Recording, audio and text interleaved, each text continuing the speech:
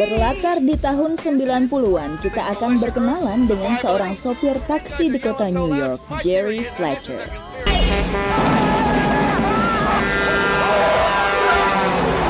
Berbeda dari sopir taksi lainnya yang waktu luangnya suka dipakai mabuk atau bermain gaple, Jerry justru menghabiskan waktunya untuk menganalisa berbagai berita dari koran, di mana hasil analisanya itu lalu dia buat jadi selebaran yang kemudian dia sebarkan secara diam-diam.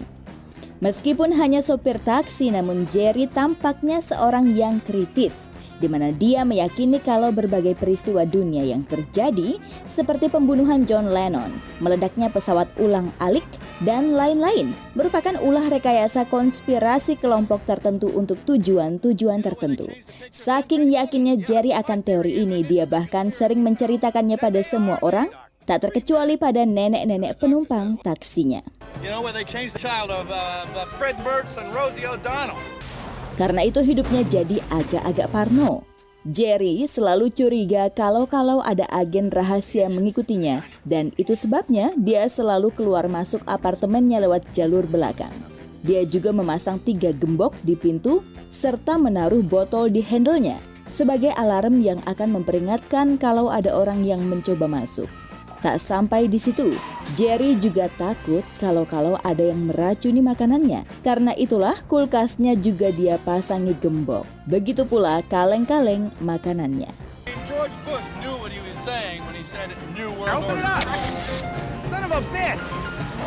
Belum jelas siapa sebenarnya si Jerry ini dan kenapa dia seperti itu. Tetapi Sin memperlihatkan kalau dia sering memata-matai Alice Sutton, seorang pengacara cantik yang bekerja di Departemen Kehakiman.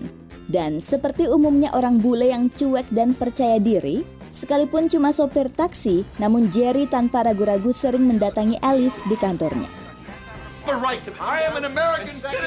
Seperti kali ini, dia datang dan bilang pada Alice bahwa NASA sedang menyusun konspirasi untuk membunuh presiden menggunakan senjata yang ditembakkan dari pesawat luar angkasa yang akan memicu gempa bumi. Tentu saja Alice cuma ketawa dalam hati. Suatu sore tetangganya bilang kalau saluran air di ujung jalan bocor. Jerry langsung meyakini kebocoran itu pasti direkayasa untuk maksud tertentu. Jerry langsung menuju ke sana dan ia mengenali beberapa orang lelaki di sana sebagai agen CIA. Merasa kalau kecurigaannya benar, Jerry membuntuti mereka hingga masuk ke sebuah kantor dan akibat ulah kurang kerjaannya itu, dia ditangkap. Saat terbangun, Jerry mendapati dirinya duduk di kursi roda dengan kedua tangan dilakban ke lengan kursi. Di hadapannya ada seorang dokter yang memplester matanya supaya terus terbuka. Dia juga menyuntikkan LSD yang adalah sejenis narkoba yang efeknya akan membuatnya berhalusinasi. Dokter itu juga menginterogasinya dengan cara membenamkan kepalanya ke dalam air berulang-ulang. Saat LSD itu bekerja, ingatan Jerry mulai melayang-layang. Peristiwa-peristiwa yang pernah dia alami yang membekas tajam kembali bermunculan, seakan-akan berlangsung nyata di hadapannya. Dan dari sini kita jadi tahu kalau Jerry pernah mengalami sejumlah kejadian traumatis yang membuatnya ketakutan. Dalam kepanikan itu, Jerry menggigit hidung si dokter dan menendangnya hingga terjengkang, dan Jerry pun kalang kabut melarikan diri.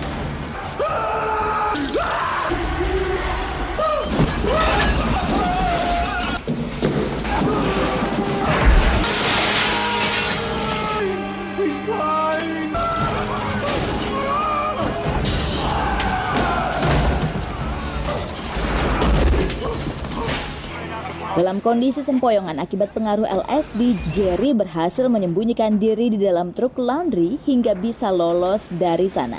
Yang terpikir oleh Jerry mendatangi Alice di kantornya.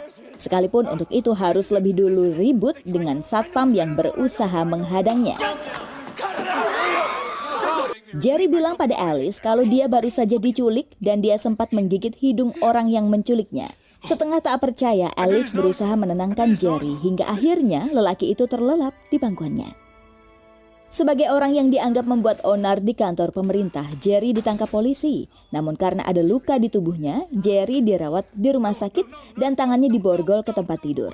Menyadari hal itu, Jerry memohon supaya perawat tidak menyuntikkan obat tidur karena ia khawatir seseorang akan membunuhnya saat dalam kondisi tak sadar. Untunglah saat itu Alice datang menjenguknya dan Jerry meminta Alice untuk menukar papan namanya dengan milik penjahat di depannya. Kalau tidak, maka besok pagi ia pasti mati. Benar saja, saat esok paginya Alice datang menjenguk, ia melihat penjahat itu telah mati. Si perawat bilang tadi malam ia terkena serangan jantung yang misterius. Mayat penjahat itu yang disangka sebagai Jerry dibawa ke ruang otopsi. Di sana sudah menunggu agen CIA, FBI, dan sejumlah orang lainnya. Alice yang diminta polisi ikut ke sana terkejut saat melihat Dr. Jonas, psikiater CIA, hidungnya dibalut perban. Tak pelak hal ini membuat Alice mulai mempercayai kebenaran kata-kata Jerry. Ia mulai menduga-duga jangan-jangan orang ini yang menculik Jerry. Saat selimut mayat itu dibuka, Dr. Jonas kaget mengetahui mayat itu bukan Jerry. Ia pun tunggang langgang menuju ke ruang rawatnya. Tetapi Jerry sudah lebih dulu melepaskan diri.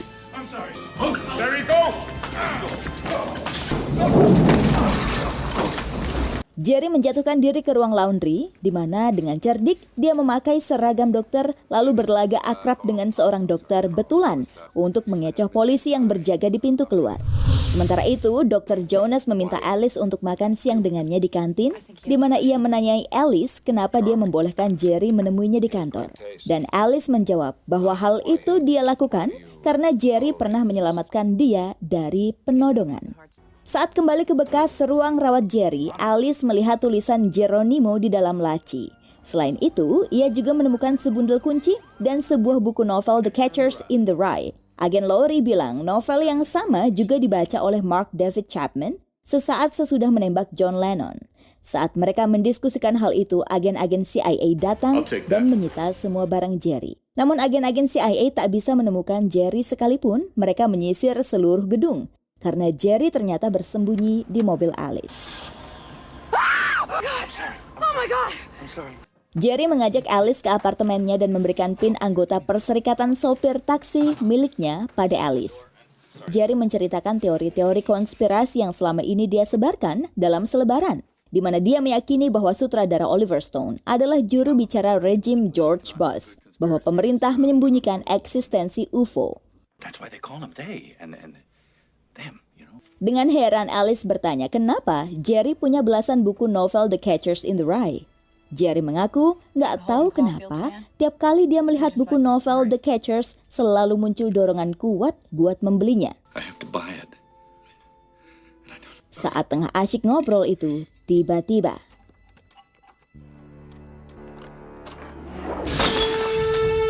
CIA ternyata sudah mengepung apartemen Jerry.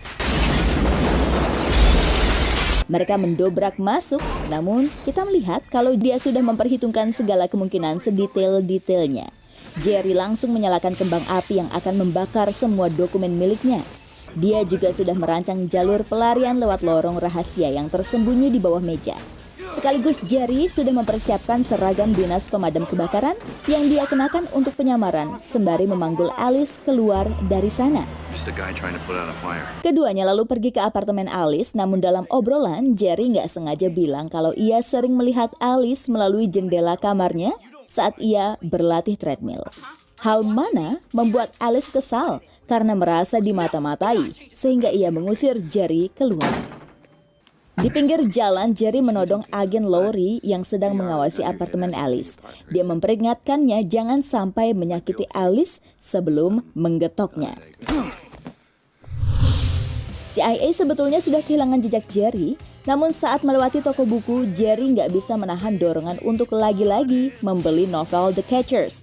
Akibatnya, CIA yang terus memantaunya berhasil mendeteksi pembayarannya dan segera mengirim orang buat mengejarnya. Tak butuh waktu lama, Jerry pun terpojok saat agen-agen CIA muncul dari segala arah. Namun dengan cekatan dia masuk ke dalam teater dan bersembunyi di tengah-tengah penonton. Namun agen-agen CIA mulai mencari ke dalam teater, membuat seluruh penonton bertanya-tanya apa yang terjadi. Dan Jerry dengan cerdik membuat kekacauan dengan berteriak ada bom di kursinya.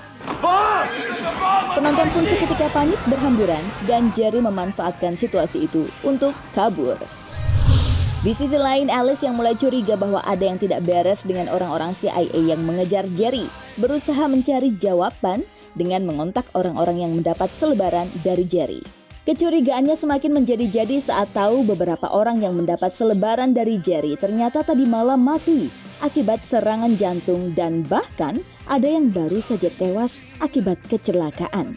Sementara itu Jerry yang mencari cara untuk ketemu Alice lagi-lagi nunjukin kecerdikannya. Saat ia melihat agen-agen CIA mengawasi kantor Alice, Jerry mengirim pesan untuknya agar dia keluar dan naik bis di depan kantornya.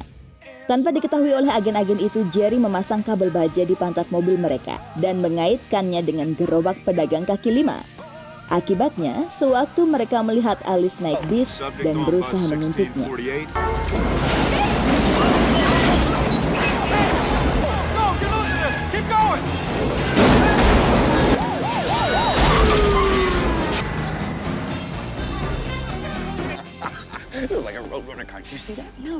Jerry mengajak Alice ke stasiun metro di mana dia menjelaskan teori konspirasinya bahwa seorang miliuner bernama Harriman yang minggu lalu diberitakan tewas di kolam renang. Sebenarnya, mati ditenggelamkan di tempat ini, yang saat itu sengaja dibuat kebanjiran. Dan kalau nggak percaya, Alice diminta mengecek hasil otopsinya. Alice kemudian diberitahu oleh asistennya bahwa orang terakhir dalam daftar penerima selebaran Jerry yang bernama Henry Finch ternyata masih hidup. Tanpa membuang waktu, Alice pun pergi menemui orang itu di kantornya. Namun betapa terkejut Alice karena ternyata orang yang bernama Henry Finch tak lain adalah Dr. Jonas. Alice pun meminta penjelasan apa yang sebenarnya terjadi dan mengapa mereka sangat bernafsu memburu Jerry. Jonas mengatakan bahwa Jerry sebenarnya adalah subjek penelitian dari proyek bernama MK Ultra. Proyek ini pada dasarnya melakukan percobaan dengan merekrut orang-orang biasa untuk dijadikan pembunuh profesional yang patuh dan tak kenal takut. Caranya dengan melakukan pemrograman mental yang melibatkan obat-obatan dan teknik kejut listrik. Namun dalam perjalanannya, proyek ini harus dihentikan karena beberapa subjek mengalami lepas kontrol. Seperti John Hinckley yang menembak Presiden Reagan dan Jerry Fletcher yang menurut Jonas telah membunuh ayah Alice. Untuk memperkuat keterangannya, Jonas pun menunjukkan foto Alice dan ayahnya yang menurutnya diambil dari rumah Jerry. Mendengar ini, Alice pun merasa hancur. Jonas bilang bahwa ia harus menangkap Jerry untuk diperiksa siapa yang telah memprogramnya. Namun untuk menemukan Jerry, ia perlu bantuan Alice. Akhirnya, Alice pun lalu setuju membantu Jonas. Esok harinya saat Jerry mengirim pesan untuk Alice dalam kotak pizza, Jonas pun meminta Alice berangkat menemui sesudah menaruh alat pelacak dalam kotak itu. Sejumlah anak buah Jonas dengan beberapa mobil dan helikopter mulai menguntit Jerry. Namun lagi-lagi Jerry sudah memperhitungkan soal itu dan mengecoh para penguntitnya dengan berhenti di jembatan, lalu berganti dengan mobil lain dan pergi ke arah berlawanan. Jerry membawa Alice ke tempat yang hanya dia ingat sebagai tempat dia mendengar suara musik. Selebihnya, ia belum bisa mengingat apa yang terjadi di situ. Dan tempat itu ternyata adalah kandang kuda milik ayah Alice. Saat Alice bertanya apa Jerry membunuh ayahnya, Jerry yang belum bisa mengingat apa yang terjadi pun menjawab, "Mungkin aku nggak tahu. Yang aku ingat, dia mati di sini." Karuan saja jawaban ini membuat Alice marah.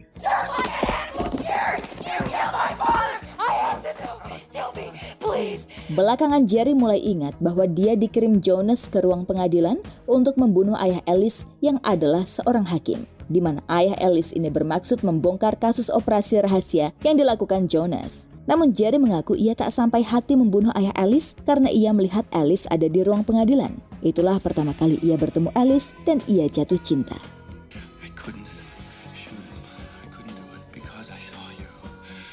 Jerry juga bilang karena dia tak melakukan tugasnya, maka Jonas pasti mengirim orang lain untuk membunuh ayah Alice. Karena itu, Jerry kemudian menemuinya dengan maksud untuk melindunginya dan mereka pun menjadi teman. Namun suatu hari Jerry mendapati ayah Alice sudah terbaring sekarat di sini, ditembak oleh seseorang. Di saat-saat terakhirnya dia memberikan selembar foto dan meminta Jerry untuk menjaga Alice. Ekspresi wajah Jerry menunjukkan kalau ia sama sekali tak berdusta, sehingga Alice pun luluh dan memeluk Jerry sambil mengatakan kalau ia percaya padanya.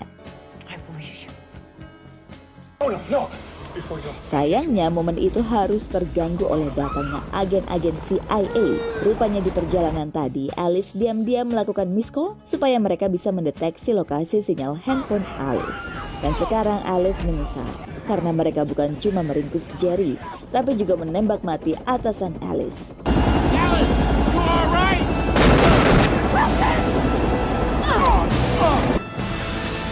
Untungnya, Alice bisa melarikan diri. Jonas membawa Jerry ke tempat semula di mana dia kembali disiksa. Sementara di tempat lain, Alice bersama agen Lowry mendatangi kantor Jonas. Namun ternyata kantornya sekarang sudah kosong melompong. Tak ada meja satupun, hingga satpam penjaga gedung pun keheranan. When I was in here last night, there were like desks. Alice sempat curiga jangan-jangan agen Lowry anak buah Jonas. Namun Lowry menjelaskan kalau dia adalah agen rahasia khusus yang tugasnya menangkap agen-agen rahasia lain yang menyelewengkan wewenang dan jabatannya. Kosongnya kantor Jonas ini semakin menguatkan dugaan Lowry selama ini bahwa Jonas sedang melakukan black operation alias operasi gelap yang dilakukan tanpa ada izin resmi dari CIA. Alice kemudian mendatangi apartemen Jerry untuk mencari petunjuk lokasi Jerry disekap. Hingga ia akhirnya melihat gambar 3 cerobong pabrik yang seingatnya terletak di dekat rumah sakit jiwa Jermaine O. Nichols. Ia pun menuju ke sana dan menyelinap lewat pintu belakang. Alice tambah yakin Jerry ada di sini saat melihat kantung laundry bertuliskan Jermaine O. Nichols yang ternyata keliru diingat oleh Jerry sebagai Geronimo. Setelah menelusuri lorong-lorong rumah sakit, akhirnya Alice mendengar suara Jerry bernyanyi lewat saluran ventilasi yang ternyata berasal dari bagian gedung rumah sakit yang sudah tak digunakan lagi. Ia pun mendobrak masuk dan meminta seorang perawat menghubungi agen Lowry.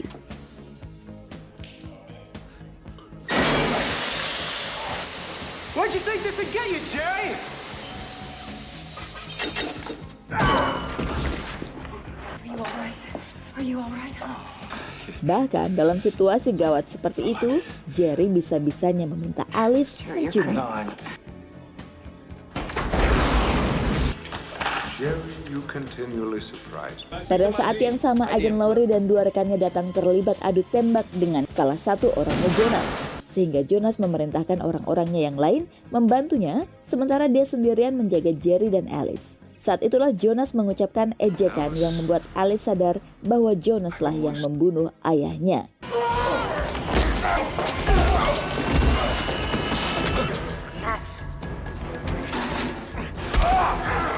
Jerry berusaha menenggelamkan Jonas ke dalam kolam, tetapi dia berhasil mencabut pistol cadangan dan menembak Jerry.